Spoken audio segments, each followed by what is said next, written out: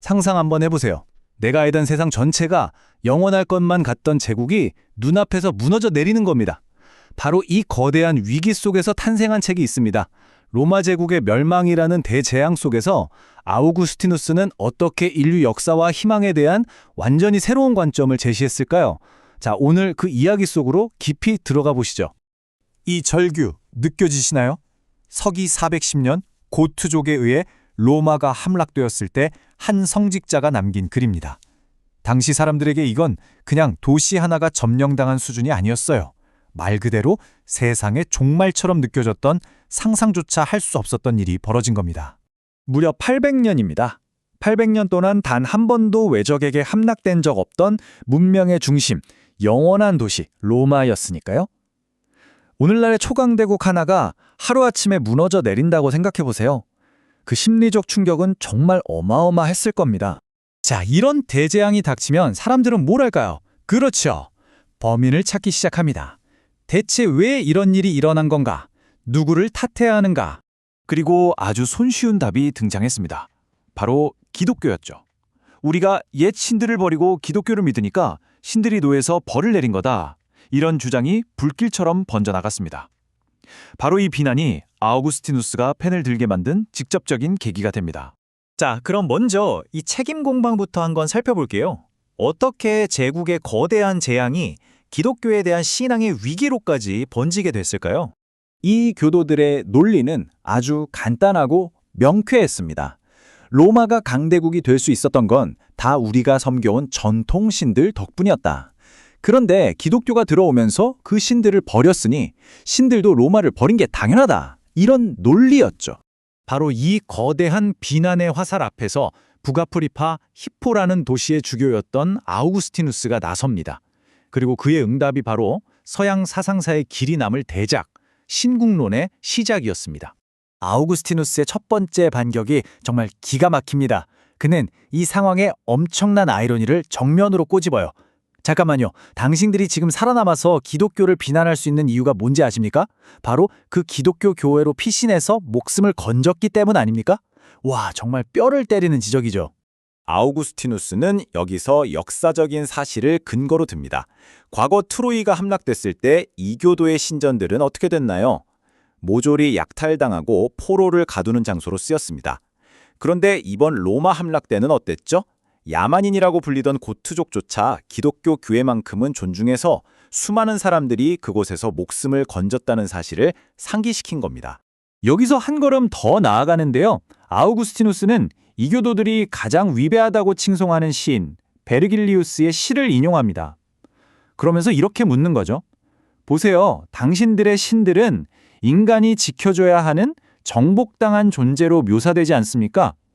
신이 인간을 지켜준 게 아니라 오히려 인간이 패배한 신들을 챙겨서 도망쳐야 했다는 겁니다. 자, 이렇게 이교도들의 비난을 논리적으로 반박하고 나자 훨씬 더 깊고 본질적인 질문이 남게 됩니다. 신이 정말 선하다면 왜 신을 믿는 신실한 사람들까지 저들과 똑같이 고통받아야 하는가라는 아주 고통스러운 질문이죠. 이건 정말 어려운 질문이었습니다. 로마가 함락될 때 선한 사람이든 악한 사람이든 기독교인이든 아니든 가리지 않고 모두가 죽고 약탈당하고 고통을 겪었으니까요. 이건 피할 수 없는 질문이었어요. 여기에 대한 아우구스티누스의 대답이 바로 이 책의 핵심 중 하나입니다. 그는 고통 그 자체가 중요한 게 아니라 그 고통을 겪는 사람이 누구냐가 중요하다고 말합니다. 똑같은 시련이라도 사람에 따라 전혀 다른 결과를 낳는다는 거죠. 그는 아주 멋진 비유를 듭니다. 똑같은 불꽃이 순금은 더 빛나게 만들지만 지푸러기는 까맣게 태워 연기로 만들어버리잖아요. 재앙도 마찬가지라는 겁니다.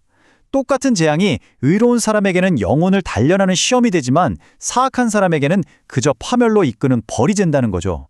중요한 건 재앙이 아니라 그걸 마주하는 우리 영혼의 상태라는 겁니다. 그런데 아우구스티누스는 여기서 멈추지 않습니다. 사실 이 책은 단순한 방어를 훨씬 뛰어넘어요. 그는 이 로마 멸망이라는 사건을 계기로 인류 역사 전체를 꿰뚫어보는 완전히 새로운 패러다임을 제시합니다. 그리고 바로 이 지점에서 신국론이 역사상 가장 영향력 있는 책 중 하나가 된 이유가 드러납니다. 바로 두 도성 이야기라는 혁명적인 아이디어입니다. 그는 말합니다. 인류 역사는 눈에 보이는 국가나 제국들의 흥망성쇠가 아니라 사실은 보이지 않는 두 개의 영적 공동체, 즉 두 도성의 이야기라고요. 하나는 자기 자신에 대한 사랑으로 뭉친 지상의 도성이고요. 다른 하나는 신에 대한 사랑으로 뭉친 천상의 도성입니다. 이건 정치적인 공동체가 아니에요. 영적인 공동체죠. 이 표를 보시면 그 차이가 명확하게 보이죠? 기반부터 다릅니다. 지상의 도성은 자기애를, 천상의 도성은 신에 대한 사랑을 기반으로 합니다. 목표도 다르죠. 하나는 이 땅의 권력과 영광을 추구하고 다른 하나는 영원한 평화를 추구합니다. 그렇기 때문에 그 최종 운명도 갈릴 수밖에 없어요. 하나는 결국 파멸로, 다른 하나는 영원한 안식으로 향하게 됩니다. 자, 이게 뭘 의미할까요? 바로 이겁니다. 로마의 멸망은 세상의 끝이 아니라는 거죠. 그저 수많은 지상의 도성들 중 하나가 그 필연적인 운명에 따라 쇠락하는 과정일 뿐이라는 겁니다. 우리의 진정한 희망, 진정한 시민권은 로마 같은 지상의 제국이 아니라 영원한 천상의 도성에 있다는 엄청난 선언이었어요. 이 거대하고 혁명적인 사상을 담기 위해 아우구스티누스는 무려 22권에 달하는 방대한 책을 썼습니다. 이게 바로 역사에 왜? 라는 질문을 던지고 그 의미를 찾으려 한 최초의 진정한 역사 철학 중 하나로 평가받는 이유입니다. 자, 오늘 이야기의 핵심을 다시 한번 정리해 보겠습니다. 신궁론은 로마 멸망이라는 역사적 재앙을 영적인 교훈으로 완전히 재해석했고요. 고난이 우리를 단련시킬 수 있다고 봤습니다. 또 우리의 진정한 시민권은 정치적인 것이 아니라 영적인 것이라고 말했죠.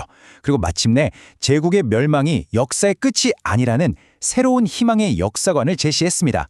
아우구스티누스의 이 위대한 통찰은 말 그대로 무너져 내리는 세상 속에서 길을 잃었던 사람들에게 새로운 의미와 희망을 주었습니다.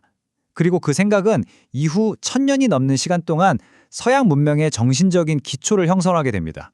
이 오래된 이야기가 오늘을 사는 우리에게도 똑같은 질문을 던지는 것 같습니다. 우리가 굳게 믿고 의지하던 세상이 흔들리고 무너져 내린다고 느낄 때 우리는 과연 우리의 궁극적인 희망을 어디에 두고 있습니까?